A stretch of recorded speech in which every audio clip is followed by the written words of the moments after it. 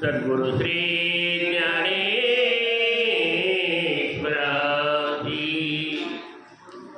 तपो ज्ञान वैराग्य भक्ति स्वरूपम सदालंकृतं साधु संन्यास योगम मुखे यस्य वेदांत शास्त्रार्थ नीतिं नमो नारायणगिरी ब्रह्मस्वरूपं नमो नारायणगिरी ब्रह्मस्वरूपं नमो नारायणगिरी ब्रह्म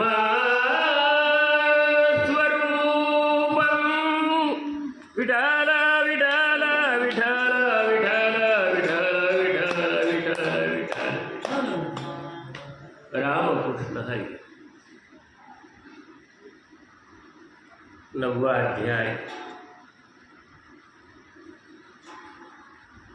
ज्ञान विज्ञान. भगवंत अर्जुनाला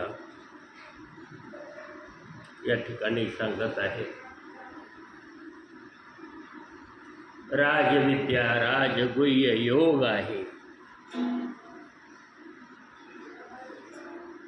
दुसऱ्या श्लोकामध्ये भगवान अर्जुनाला उपदेश करतात. पहिल्या श्लोकामध्ये ज्ञान काय आहे आणि ते ज्ञान मिळवण्यासाठी अर्जुना तुझ्यासारखा जो शिष्य आहे हा तुझ्यासारखा इदं तुते गुह्यतमं प्रवक्ष्याम्य न सूयवे ज्ञानं विज्ञानसहितं यज्ञत्वा मोक्षेषे शुभात्.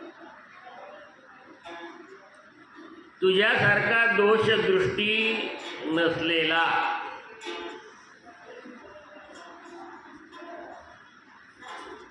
कारण की काय आहे, दोषदृष्टी जर माणसाच्या ठिकाणी जर असेल तर त्याला ते ज्ञान प्राप्त होत नाही. ते जे ज्ञान आहे ते ज्ञान घेण्यासाठी माणसाच्या ठिकाणी शुद्ध दृष्टी असावी लागते. पण कुठल्याही पूजा करत असताना ब्राह्मण म्हणतात ना, नेत्रोदक स्पर्शा, डोळ्याला पाणी लावा. का म्हणतात नेत्रोदक स्पर्शा, डोळ्याला पाणी लावायला सांगतात. आणि जे आहे ते मी शुद्ध स्वरूपात पाहतोय. जो भगवंत आहे, ज्याची मी पूजा अर्चा आरंभलेली आहे, ती पूजा अर्चा देवाला सिद्ध व्हावी याच्यासाठी माझी दृष्टी शुद्ध आहे आणि त्या चांगल्या शुद्ध दृष्टीने मी करतोय. निर्दोष दृष्टीने मी हे सर्व काही कार्य करतो. मग भगवंताला प्राप्त जर करून घ्यायचं असेल तर एक एक इंद्रिय शुद्ध करावं लागतं.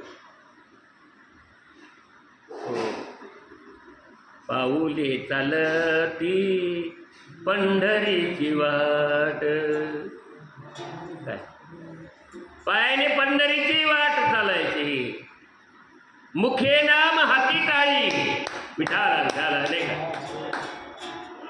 मुखातून विठ्ठल विठ्ठल नाम, हाताने टाळी वाजवायची, पायाने पंढरीची वाट चालायची, म्हणजे भगवंताकडे जायचं. काय डोळे तो मी घ्या रे सुख, पहावी ठोबाचे मुख, तुम्ही ऐका रे कान.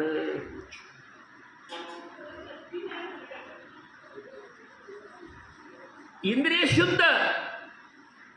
डोळ्याने रूप दिसलं पाहिजे. रूप कोणाचं? रूप भगवंताचंच आहे. सुंदर ते ध्यान उभे विटेवर, सुंदर ते ध्यान उभे विटेवरी, करकटेवरी ठेवूनिया, सुंदर ते ध्यान.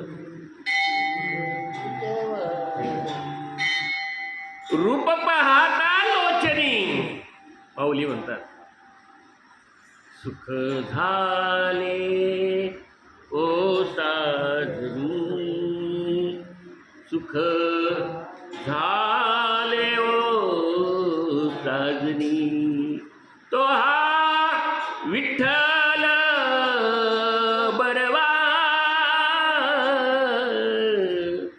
तो हा माधव बरव, तो हा विठ्ठल बरवा, तो हा माधव बरवा. रूप पहा लोचनी. डोळ्याने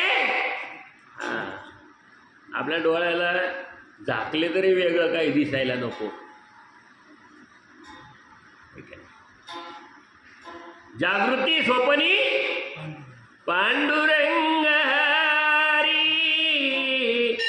पांडुरंग हरी, पांडुरंग हरी, पांडुरंग हरी.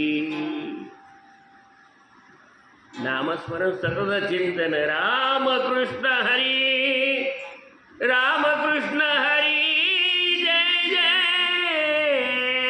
रामकृष्ण हरी, जय जय राम, राम राम राम, जय जय रामकृष्ण हरी.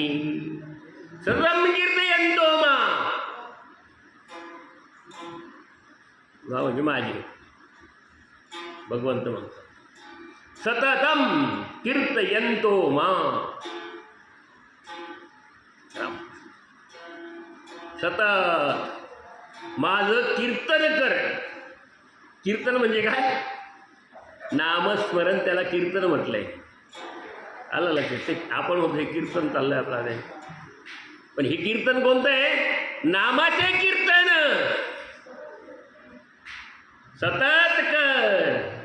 ते कीर्तन तेवढ्यापुरतं नाही, तासापुरतं किंवा 1.5 तासाचं कीर्तन ऐकलं झाले निघाले, तिथंच झटकलं. ऐकले ना, जागेवर झटकलं म्हणून हे झटकू नका. म्हणजे याचा अर्थ असं काय की जे मनात बसलं ते झटकून टाकू नका, ते ठेवा सतत. सततम कीर्तयन्तो मां, मां म्हणजे माझे, माझं सतत कीर्तन कर, माझं सतत ध्यान कर. बाकीच्याकडे ध्यान देऊ नको, मग आयुष्य गेलं तुझं ध्यान देता देता. हो, सुटत नाही ते. कालच माझा विषय झाला की नेण्यासारखं काय बरोबर, तर नेण्यासारखं नामच आहे भगवंताचं. हरी सदा नाम घोष करू हरी कथा, त्याने सदा चित्ता. अरे त्याच्यात समाधान आहे बाबा, याच्यात काय पाहतो. 4-2 रुपये इकडून मिळाले, 4-2 रुपये तिकडून मिळाले ना, आमकं झालं तमकं झालं. त्याच्यासाठी कशाचेच पुरत नाही तुला. तुझे स्वतःचे पुरत नाही तर लोकांचं घेऊन काय पुरणार तुला? नाही, देवधर्माचं घेऊन काय पुरणार आहे? काय पुरणार आहे तुला सांग. इकडे एवढे निघाले, तिकडे तेवढे निघाले. त्या विहिरीला आडवे बोर मारलेले असतात तरी ते पाणी पुरत नाही. का हो काका, आहे की नाही? आहे की नाही? नाही. खरा विचार जर केला जिंदगीमध्ये, जीवनामध्ये काय आहे, हरिनामाशिवाय काहीच नाही. भगवंताच्या नामस्मरणाशिवाय, चिंतनाशिवाय काहीच नाही. म्हणून पंढरीचा वारकरी वारी चुकवून दे हरी. पंढरीचा वारकरी आहे.